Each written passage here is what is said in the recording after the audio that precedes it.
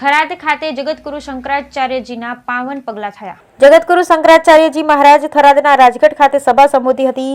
સભા સંબોધનની સાથે સાથે નવો સંકલ્પ કર્યો કે ગાય માતાને રાષ્ટ્રીય માતા તરીકે જાહેર કરો। એવા સંકલ્પ સાથે ગૌ ભક્ત થરાદના રામભાઈ રાજપૂત, ડોક્ટર જે પટેલ, ડોક્ટર મહેશદાન ગઢવી, કૃષ્ણા હોસ્પિટલના ડોક્ટર કરશનભાઈ પટેલ, પૂર્વ ધારાસભ્ય ગુલાબસિંહ રાજપૂત, વાવના ધારાસભ્ય જ્ઞાનીબેન ઠાકોર, રૂપસિંહભાઈ પટેલ, તાલુકા પંચાયત પૂર્વ પ્રમુખ દાનાભાઈ માળી, માળી સમાજના પ્રમુખ અમરતભાઈ માળી તથા ભરતભાઈ પ્રજાપતિ, આરકે પ્લાઝા થરાદ ખાતે દરેક ગૌ ભક્તો સાથે જોડાઈ થરાદ 4 રસ્તા કરી અને થરાદના રાજગઢ સુધી ભવ્ય રેલીનું આયોજન કર્યું હતું અને ગૌ ભક્તો દ્વારા કહેવામાં આવ્યું હતું કે સરકારને વિનંતી કે ગાય માતાને રાષ્ટ્રીય માતા તરીકે જાહેર કરો તેવો સંકલ્પ કર્યો અને શંકરાચાર્યજી મહારાજ થરાદના બુઢનપુર ખાતે ગુલાબગીરી શાંતિગીરીના નિવાસ સ્થાને ઉપર કંકુ પગલા કર્યા હતા અને એમના નિવાસ સ્થાન ઉપર આવેલ ભક્તોએ ગુરુજીના આશીર્વાદ લીધા હતા અને દરેક મહેમાનોએ સાથે મળી ભોજન પ્રસાદ કરીને છૂટા પડ્યા। ગુરુજી દ્વારા નવા સંકલ્પની સાથે સાથે નવા નારાની પણ શરૂઆત કરી હતી। 10-10 ગૌ હત્યા બસ ચોકમાં ગૌ માતાને રાષ્ટ્રમાતા તરીકે જાહેર નહીં કરે તો સાધુ સંતો અને આમ પબ્લિક પણ રોડ ઉપર આવી જશે એવો ગૌ ભક્ત દ્વારા સંકલ્પ કરવામાં આવ્યો। બ્યુરો રિપોર્ટ ભરત ઠક્કર।